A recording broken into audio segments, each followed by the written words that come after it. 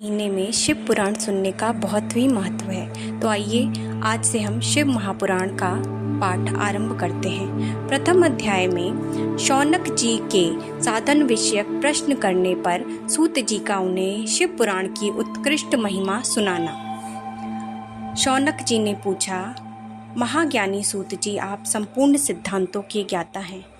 प्रभु, मुझसे पुराणों की कथाओं के सार तत्व का विशेष रूप से वर्णन कीजिए। इस घोर कलिकाल में जीव प्रायः आसुर स्वभाव के हो गए हैं। उस जीव समुदाय को शुद्ध बनाने के लिए सर्वश्रेष्ठ उपाय क्या है? सूत जी ने कहा, मुनि श्रेष्ठ शौनक, सुनो, वह परम उत्तम शास्त्र है शिव पुराण, जिसका पूर्व काल में भगवान शिव ने ही प्रवचन किया है। यह काल रूपी सर्प से प्राप्त होने वाले महान त्रास का विनाश करने वाला उत्तम साधन है। यह शिव पुराण नामक ग्रंथ 24,000 श्लोकों से युक्त है। इसकी 7 संहिताएं हैं। जो मनुष्य प्रतिदिन आदर पूर्वक इस शिव पुराण का पूजन करता है, वह इस संसार में संपूर्ण भोगों को भोग कर अंत में भगवान शिव के पद को प्राप्त होता है। यह शिव पुराण निर्मल तथा भगवान शिव का सर्वस्व है। अतः सदा प्रेम पूर्वक इसका श्रवण एवं विशेष पाठ करना चाहिए। आइए आज हम शिवलोक की प्राप्ति तथा चंचुला का पाप से भय एवं संसार से वैराग्य की कथा सुनते हैं। तो सूत जी बोले, मुने, जो मनुष्य पापी, दुराचारी, खल तथा काम क्रोध आदि में निरंतर डूबे रहते हैं, वे भी इस पुराण के श्रवण पठन से अवश्य ही शुद्ध हो जाते हैं। पहले की बात है, कहीं किरातों के नगर में एक ब्राह्मण रहता था, जो ज्ञान में अत्यंत दुर्बल, दरिद्र, रस बेचने वाला तथा वैदिक धर्म से विमुख था। वह स्नान, संध्या आदि कर्मों से भ्रष्ट हो गया था और वैश्य वृत्ति में तत्पर रहता था। उसका नाम था देवराज। वह अपने ऊपर विश्वास करने वाले लोगों को ठगा करता था। उसने ब्राह्मण, क्षत्रियों, वैश्यों, शूद्रों तथा दूसरों को भी अनेक बहानों से मारकर उनका धन हड़प लिया था, परंतु उस पापी का थोड़ा सा भी धन कभी धर्म के कार्य में नहीं लगा था। वह वैश्यागामी तथा सब प्रकार से आचार भ्रष्ट था। एक दिन घूमता घामता वह देव योग से प्रतिष्ठान पूर्वक झूसी प्रयाग में जा पहुंचा। वहां उसने एक विशाल शिवालय देखा, जहां बहुत से साधु महात्मा एकत्र हुए थे। देवराज उस शिवालय में ठहर गया, किंतु वहां उस ब्राह्मण को ज्वर आ गया। उस ज्वर से उसको बड़ी पीड़ा होने लगी। वहां एक ब्राह्मण देवता शिव पुराण की कथा सुना रहे थे। ज्वर में पड़ा हुआ देवराज ब्राह्मण के मुखारविंद से निकली हुई उस शिव कथा को निरंतर सुनता रहा। 1 मास के बाद वह ज्वर से अत्यंत पीड़ित होकर चल बसा। यमराज के दूत आए और उसे पाशों से बांधकर बलपूर्वक यमपुरी में ले गए। इतने में ही शिवलोक से भगवान शिव के पार्षदगण आ गए। उनके गौर अंग कर्पूर के समान उज्ज्वल थे।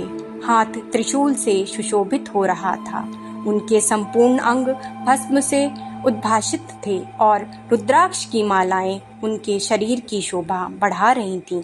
वे सब के सब क्रोधपूर्वक यमपुरी में गए और यमराज के दूतों को मार पीट कर बारंबार धमकाकर उन्होंने देवराज को उनके चंगुल से छुड़ा लिया और अत्यंत अद्भुत विमान पर बिठाकर जब वे शिवदूत कैलाश जाने को उद्यत हुए, उस समय यमपुरी में बड़ा भारी कोलाहल मच गया। उस कोलाहल को सुनकर धर्मराज अपने भवन से बाहर आ गए।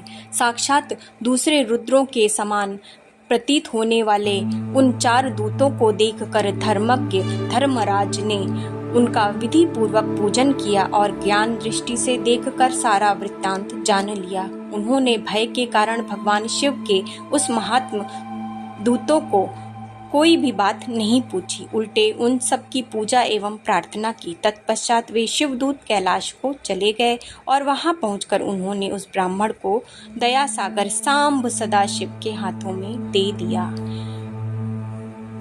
श्री सूत जी बोले, शौनक सुनो, मैं तुम्हारे सामने गोपनीय कथा वस्तु का भी वर्णन करूंगा, क्योंकि तुम शिव भक्तों में अग्रगण्य तथा वेद वेताओं में श्रेष्ठ हो। समुद्र के निकटवर्ती प्रदेश में एक वाशकल्य नामक ग्राम है, जहाँ वैदिक धर्म से विमुख महापापी द्विज निवास करते हैं। वे सबके से बड़े दुष्ट हैं।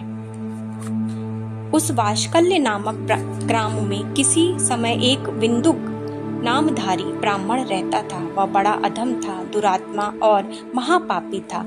यद्यपि उसकी स्त्री बड़ी सुंदर थी, तो भी वह कुमार्ग पर ही चलता था। उसकी पत्नी का नाम था चंचुला। वह सदा उत्तम धर्म के पालन में लगी रहती थी, तो भी उसे छोड़कर वह दुष्ट ब्राह्मण वैश्यगामी हो गया था। इस तरह कुकर्म में लगे हुए उस विंदुक के बहुत वर्ष बीत गए। उसकी स्त्री चंचुला काम से पीड़ित होने पर भी स्वधर्मनाश के भय से क्लेश सहकर भी दीर्घ काल तक धर्म से भ्रष्ट नहीं हुई, परंतु दुराचारी पति के आचरण से प्रभावित हो आगे चलकर वह स्त्री भी दुराचारिणी हो गई। इस तरह दुराचार में डूबे हुए उन्मूढ़ चित्त वाले पति पत्नी का बहुत सा समय व्यतीत हो गया। तदंतर शूद्र जातीय वैश्य का पति बना हुआ वह दूषित बुद्धि वाला दुष्ट ब्राह्मण विंदुज्ञ समय अनुसार मृत्यु को प्राप्त हो नरक में जा पड़ा। बहुत दिनों तक नरक के दुख भोग कर वह मूढ़ बुद्धि पापी विंध्य पर्वत पर भयंकर पिशाच हुआ। इधर उस दुराचारी पति विंदुज्ञ के मर जाने पर वह मूढ़ हृदया चंचुला बहुत समय तक पुत्रों के साथ अपने घर में रही। एक दिन देवयोग से किसी पुण्य पर्व के आने पर वह स्त्री भाई बंधुओं के साथ गोकर्ण क्षेत्र में गई। तीर्थ यात्रियों के संग से उसने भी उस समय जाकर किसी तीर्थ के जल में स्नान किया। फिर वह साधारणतया बंधुजनों के साथ यत्र तत्र घूमने लगी। घूमती घूमती किसी देव मंदिर में गई और वहां उसने एक देवज्ञ ब्राह्मण के मुख से भगवान शिव की परम पवित्र एवं मंगलकारिणी उत्तम पौराणिक कथा सुनी। चंचुला ने कहा, ब्राह्मण, मैं अपने धर्म को नहीं जानती थी, इसलिए मेरे द्वारा बड़ा दुराचार हुआ है। स्वामिन, मेरे ऊपर अनुपम कृपा करके आप मेरा उद्धार कीजिए। मैं हर तरह से पाप में डूबी हुई हूँ। भगवान ब्राह्मण, आप ही मेरे गुरु हैं, आप ही माता और आप ही पिता हैं। आपकी शरण में आई हूँ। मुझ दीन अबला का आप ही उद्धार कीजिए, उद्धार कीजिए। सूत जी कहते हैं, शौनक, इस प्रकार खेद और वैराग्य से युक्त हुई चंचुला ब्राह्मण देवताओं के दोनों चरणों में गिर पड़ी। तब उन बुद्धिमान ब्राह्मणों ने कृपा पूर्वक उसे उठाया और इस प्रकार कहा। ब्राह्मण बोले, नारी, सौभाग्य की बात है कि भगवान शंकर की कृपा से शिव पुराण की इस वैराग्य युक्त कथा को सुनकर तुम्हें समय पर चेत हो गया। ब्राह्मण पत्नी, तुम डरो मत, भगवान शिव की शरण में जाओ। शिव की कृपा से सारा पाप तत्काल नष्ट हो जाता है। मैं तुमसे भगवान शिव की कीर्ति कथा से युक्त उस परम वस्तु का वर्णन करूंगा, जिससे तुम्हें सदा सुख देने वाली उत्तम गति प्राप्त होगी। शिव की उत्तम कथा सुनते ही तुम्हारी बुद्धि इस तरह पश्चाताप से युक्त एवं शुद्ध हो जाएगी, साथ ही तुम्हारे मन में विषयों के प्रति वैराग्य हो जाएगा। इस शिव पुराण की कथा सुनने से जैसे चित्त शुद्ध होता है, वैसी दूसरे उपायों से नहीं होता है। जैसे दर्पण साफ करने पर निर्मल हो जाता है, उसी प्रकार शिव पुराण की कथा से चित्त अत्यंत शुद्ध हो जाता है। इसमें संशय नहीं है। सूत जी कहते हैं, शौनक, इतना कहकर वे श्रेष्ठ शिव भक्त ब्राह्मण चुप हो गए। उनका हृदय करुणा से आर्द्र हो गया। वे शुद्ध चित्त महात्मा भगवान शिव के ध्यान में मग्न हो गए। तदंतर विंदुज्ञ की पत्नी चंचुला मन ही मन प्रसन्न हो उठी। चंचुला ने कहा, ब्राह्मण, शिव भक्तों में श्रेष्ठ स्वामिन, आप धन्य हैं, परमार्थदर्शी हैं और सदा परोपकार में लगे रहते हैं, इसलिए श्रेष्ठ साधु पुरुषों में प्रशंसा के योग्य हैं। सूत जी कहते हैं, ऐसा कहकर हाथ जोड़कर उनका अनुग्रह पाकर चंचुला उस शिव पुराण की कथा को सुनने की इच्छा मन में लिए उन ब्राह्मण देवताओं की सेवा में तत्पर हो वहाँ रहने लगी। तदंतर शिव भक्तों में श्रेष्ठ और शुद्ध बुद्धि वाले उन ब्राह्मण देव ने उसी स्थान पर उस स्त्री को शिव पुराण की उत्तम कथा सुनाई। उस परम उत्तम कथा को सुनकर वह ब्राह्मण पत्नी अत्यंत कृतार्थ हो गई। उसका चित्त शीघ्र ही शुद्ध हो गया। फिर भगवान शिव के अनुग्रह से उसके हृदय में शिव के सगुण रूप का चिंतन होने लगा। शिव के सच्चिदानंदमय स्वरूप का बारंबार चिंतन आरंभ किया। तत्पश्चात समय के पूर्व होने पर भक्ति, ज्ञान और वैराग्य से युक्त हुई चंचुला ने अपने शरीर को बिना किसी कष्ट के त्याग दिया। शिव पुराण में पहुंचाकर शिवपुरी में पहुंचकर उसने सनातन देवता त्रिनेत्रधारी महादेव जी को देखा। सभी मुख्य देवता उसकी सेवा में खड़े थे। गणेश, भृंगी, नंदीश्वर एवं वीरभद्रेश्वर आदि उनकी सेवा में उत्तम भक्ति भाव से उपस्थित थे। इस प्रकार परम उज्ज्वल भगवान शिव का दर्शन करके वह ब्राह्मण पत्नी चंचुला बहुत प्रसन्न हुई।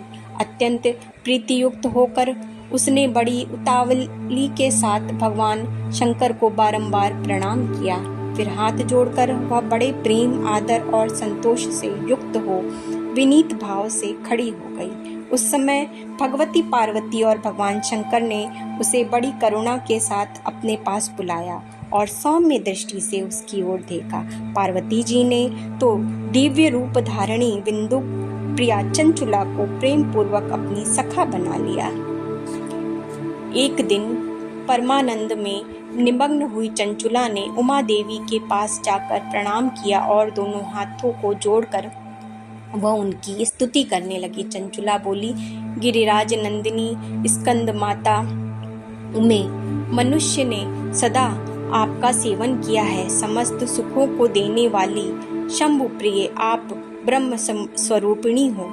विष्णु और ब्रह्मा आदि देवताओं द्वारा सेव्य हैं। आप ही सगुणा और निर्गुणा हैं तथा आप ही सूक्ष्म सच्चिदानंद स्वरूपिणी आद्या प्रकृति हैं। आप ही संसार की सृष्टि, पालन और संहार करने वाली हैं। तीनों गुणों का आश्रय भी आप ही हैं। ब्रह्मा, विष्णु और महेश्वर इन तीनों देवताओं का आवास स्थान तथा उनकी उत्तम प्रतिष्ठा करने वाली पराशक्ति आप ही हैं। पार्वती बोली, सखी चंचुले सुंदरी, मैं तुम्हारी हुई।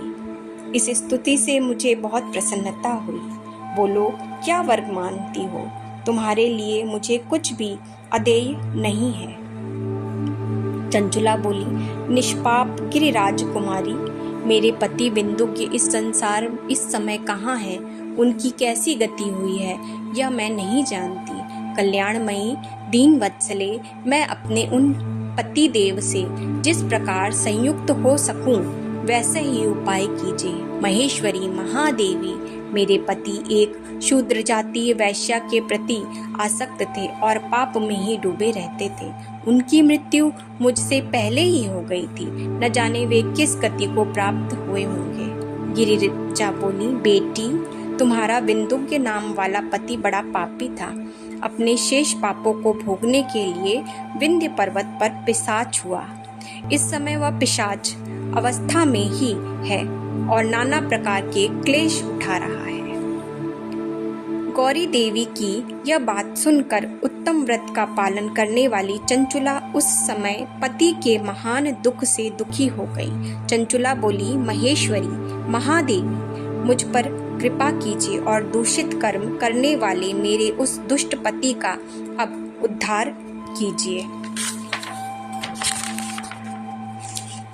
पार्वती ने कहा, तुम्हारा पति यदि शिव पुराण की पुण्यमयी उत्तम कथा सुने और सारी दुर्गति को पार करके वह उत्तम गति का भागी हो सकता है।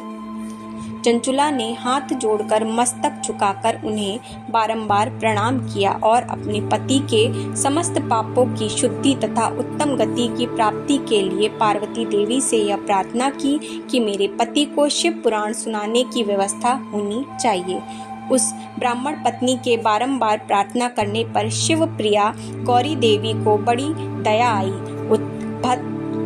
उन भक्त वत्सला महेश्वरी गिरिराज कुमारी ने भगवान शिव की उत्तम कृतिका गान करने वाले गंधर्वराज तंबुरु को बुलाकर उनसे प्रसन्नतापूर्वक इस प्रकार कहा, तंबुरो, तुम्हारी भगवान शिव में प्रीति है।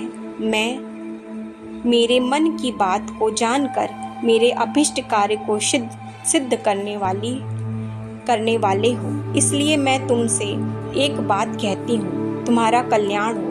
तुम मेरी इस सखी के साथ शीघ्र ही विंध्य पर्वत पर जाओ। वहाँ एक महाघोर और भयंकर पिशाच रहता है। तुम उसके आगे यत्नपूर्वक शिव पुराण की उस दिव्य कथा का प्रवचन करो, जो परम पुण्यमयी तथा समस्त पापों का नाश करने वाली है। महेश्वरी उमा के इस प्रकार आदेश देने पर गंधर्वराज तंबुरु मन ही मन बड़े प्रसन्न हुए। उन्होंने अपने भाग्य की सराहना की। तत्पश्चात उस पिशाच की सती साध्वी पत्नी चंचुला के साथ विमान पर बैठकर नारद के प्रिय मित्र तंबुरु वेगपूर्वक विंध्याचल पर्वत पर गए, जहाँ वह पिशाच रहता था। वहाँ उन्होंने उस पिशाच को देखा। भगवान शिव की उत्तम कृतिका गान करने वाले महाबली तंबुरु उस अत्यंत भयंकर पिशाच को पाशों द्वारा बांध लिया। तदंतर तंबुरु ने शिव पुराण की कथा बाँचने का निश्चय करके महोत्सव युक्त स्थान पर मंडप आदि की रचना की। फिर तंबुरु ने उस पिशाच को पाशों में से बांधकर आसन पर बिठाया और हाथ में वीणा लेकर गौरी पति की कथा का गान आरंभ किया। पहली अर्थात विंध्य संहिता से लेकर 7वीं वायु संहिता महात्म्य सहित शिव पुराण की कथा का उन्होंने स्पष्ट वर्णन किया। उस परम पुण्यमय शिव पुराण को सुनकर उस पिशाच ने अपने सारे पापों को धोकर उस पैशाचिक शरीर को त्याग दिया। फिर शीघ्र ही उसका रूप दिव्य हो गया। इस प्रकार दिव्य देहधारी होकर श्री विमान बिंदु की अपनी प्राण वल्लभा चंचुला के साथ स्वयं भी पार्वती वल्लभ भगवान शिव का गुणगान करने लगा। शिव पुराण के श्रवण की विधि तथा श्रोताओं के पालन करने योग्य नियमों का वर्णन। अब हम आगे इसके बारे में कुछ जानेंगे अगले अध्याय में। हर हर महादेव।